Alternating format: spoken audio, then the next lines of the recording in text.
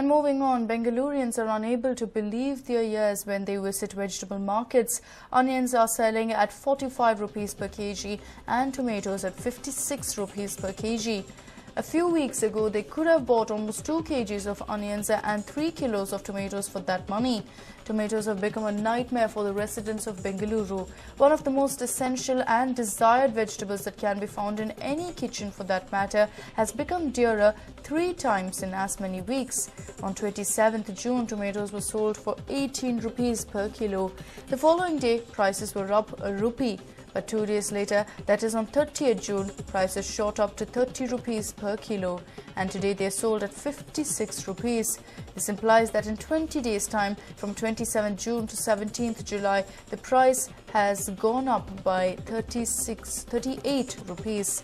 Be it carrots, green peas, cabbage, capsicum or potato, vendors were quoting higher prices for almost all the vegetables. The vendors across markets in the city attribute the steep hike in prices to the scarcity of rains as well as crop loss. Customers say vegetable sellers are just trying to make a fast buck now. My colleague Bansi joins us over the phone lines with more details. Bansi, definitely not something that Bengalureans will appreciate. So is it because of the monsoons that we're looking at this particular hike in prices?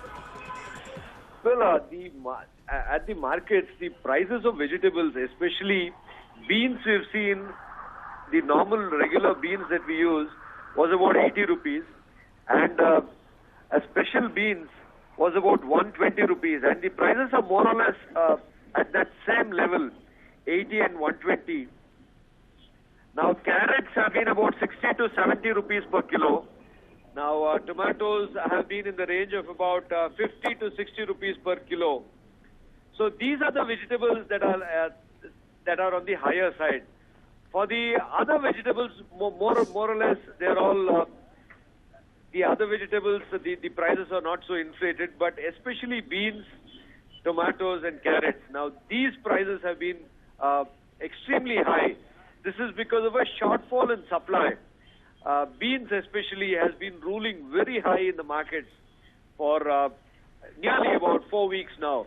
And the prices don't look like they could come down anytime soon because the supplies have not been abundant. So perhaps rainfall and many other factors are to blame, but supplies overall are determining the prices because at the end of the day, these are market forces of demand and supply that regulate the prices. So for the government, they've been watching very helplessly. Perhaps the authorities need to do something to rush to the rescue of the consumers because certain vegetables like green peas are ruling at 160 rupees. For non-vegetarians, it would be a better option to have non-vegetarian food rather than vegetarian food because with such high prices, vegetables becoming very unaffordable. Akshata. Right, Bansi, thank you so much for joining us with all those details. In fact, even as vendors have stated that it is because of the lack of rains, customers have pointed fingers at the vendors and stated that they are the ones who are going ahead and increasing the prices simply because they can earn a profit.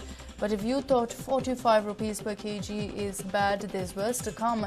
Data available with the Horticulture Department reveals that onion production has been hit due to insufficient rains in May and June, the sowing season for the crop.